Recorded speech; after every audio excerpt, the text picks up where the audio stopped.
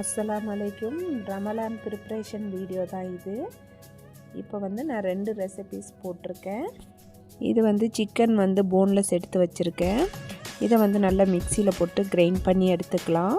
ஒரு பீஸ் கூட இல்லாமல் சாஃப்டாக கிரைண்ட் பண்ணிக்கோங்க. தேவைக்கேற்ப உப்பு சேர்த்துக்கோங்க. அப்புறமா 1 டீஸ்பூன் அளவுக்கு இஞ்சி பூண்டு பேஸ்ட்டு சேர்த்துக்கோங்க. பச்சை மிளகாய் எடுத்துக்கோங்க. அதை சின்ன சின்ன பீஸாக கட் பண்ணி அதையும் சேர்த்துக்கோங்க. நெக்ஸ்ட்டு சின்ன சின்ன பீஸாக கட் பண்ணி வச்சுருக்க கொத்தமல்லி இலையும் சேர்த்துக்கலாம். எவ்வளோ குட்டியாக கட் பண்ணுறீங்களோ அந்தளவு கட் பண்ணிக்கோங்க.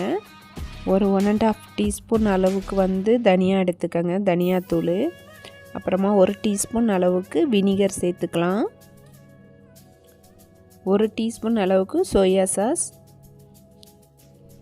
1 டீஸ்பூன் அளவுக்கு சில்லி சாஸ், ஒரு 2 டீஸ்பூன் அளவுக்கு பட்டர் சேர்த்துக்கங்க.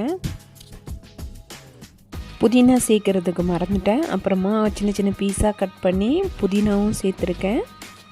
ஸ்ப்ரிங் ஆனியன் இருந்தால் அது சேர்த்துக்கங்க. எனக்கு கிடைக்கல, அதனால் நான் சேர்க்கலை. கையால் மிக்ஸ் பண்ணாலும் சரி, இல்லைன்னா ஸ்பேச்சுலாவோ இல்லை கரண்டியோ வச்சு மிக்ஸ் பண்ணிக்கோங்க. ஆனால் நம்ம கையால் மிக்ஸ் பண்ணால் தான் நல்லா மிக்ஸ் ஆகும். அதை வச்சு மிக்ஸ் பண்ணதுக்கப்புறமா லாஸ்ட்டில் கொஞ்சமாக சீஸ் சேர்த்துக்கங்க. சீஸ் சேர்த்துட்டு நல்லா கையால் நல்லா சாஃப்டாக பிசைஞ்சு எடுத்துக்கோங்க. இதை நம்ம ஃப்ரீசரில் கூட ஸ்டோர் பண்ணி வைக்கலாம். ரமலானுக்கு நல்ல யூஸ்ஃபுல்லாக இருக்கும்.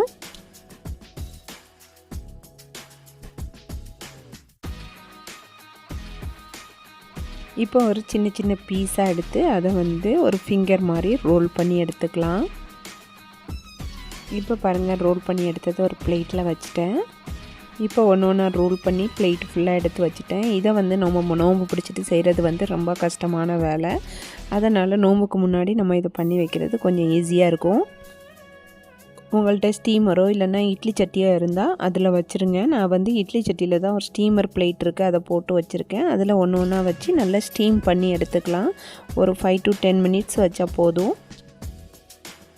ஓப்பன் பண்ணி பார்க்கலாம். பார்த்த உடனே நமக்கு தெரியும் ஸ்டீம் ஆகிடுச்சான்னு. ஸ்டீம் ஆகிடுச்சு. இப்போ ஒரு பீஸாக எடுத்து வச்சிட்ருக்கேன். இது எல்லாருக்குமே தெரியும், ரமலான் வந்துடுச்சுன்னா எல்லார் வீட்லேயுமே இது இருக்கும். சமோசா சீட்டு தான். இந்த சீட்டை கார்னரை நான் கொஞ்சமாக கட் பண்ணி எடுத்துக்கிட்டேன். ஏன்னா எனக்கு லென்த்து ரொம்ப ஜாஸ்தியாக இருந்துச்சு. நீங்கள் கொஞ்சம் லென்த்தாக ரோல் பண்ணி எடுத்திங்கன்னா இதுக்கு கரெக்டாக இருக்கும். நான் கொஞ்சம் குட்டியாக எடுத்துட்டேன். அந்த கார்னரில் ஒட்டுறதுக்கு மைதா மாவு கொஞ்சம் தண்ணியில் ஊற்றி கரைச்சி எடுத்து வச்சுக்கோங்க. இப்போ இந்த மாதிரிக்கு ரோல் பண்ணிட்டு வந்துடுங்க. இதை ரோல் பண்ணி எல்லாத்தையும் எடுத்து வச்சுட்டு இப்போ நெக்ஸ்ட்டு மட்டனில் பண்ண போகிறோம். இப்போ மட்டன் கீமா எடுத்து வச்சுருக்கேன். ஒரு கிலோ போல் இருக்கும் மட்டன் கீமா. ஒரு 1/2 கிலோ அளவுக்கு கடலைப்பருப்பு ஊற போட்டு எடுத்து வச்சுருக்கேன், அதையும் சேர்த்துக்கலாம். அப்புறமா ஒரு 4 பெரிய உருளைக்கிழங்கு சின்ன சின்ன பீஸாக கட் பண்ணி எடுத்து வச்சுருக்கேன், அதையும் சேர்த்துக்கலாம். மட்டனில் ஏற்கனவே தண்ணியும் ஊறும். அப்புறமா நம்ம தேவைக்கேற்ப தண்ணி சேர்த்துக்கங்க. ஒரு 3 வெங்காயத்தை கட் பண்ணி அதையும் சேர்த்துக்கங்க. காரத்துக்கு சில்லி ஃப்ளாக்ஸும் சேர்த்துக்கலாம், சில்லியும் சேர்த்துக்கலாம். எல்லாத்தையும் நல்லா சேர்த்து நல்லா மிக்ஸ் பண்ணி விட்டுக்கங்க. அப்புறமா ஸ்பைசஸ்லாம் சேர்க்கணும். ஒரு 2 டீஸ்பூன் அளவுக்கு கரம் மசாலா, ஒரு 2 டீஸ்பூன் அளவுக்கு தனியாத்தூள், ஒரு 1 டீஸ்பூன் அளவுக்கு பெப்பரு, ஒரு 1 டீஸ்பூன் அளவுக்கு மஞ்சத்தூள். குக்கரை க்ளோஸ் பண்ணி ஒரு 5 விசில் போடுங்க. அந்த தண்ணி எல்லாம் வத்துற அளவுக்கு விட்டுறணும். குக்கரெல்லாம் க்ளோஸ் பண்ணதுக்கப்புறம் தான் ஞாபகம் வருது, ஐயோ மெயினான ஐட்டம் போடல, இஞ்சி பூண்டு பேஸ்ட்டு. அது ஒரு 1½ டீஸ்பூன் அளவுக்கு சேர்த்துக்கங்க.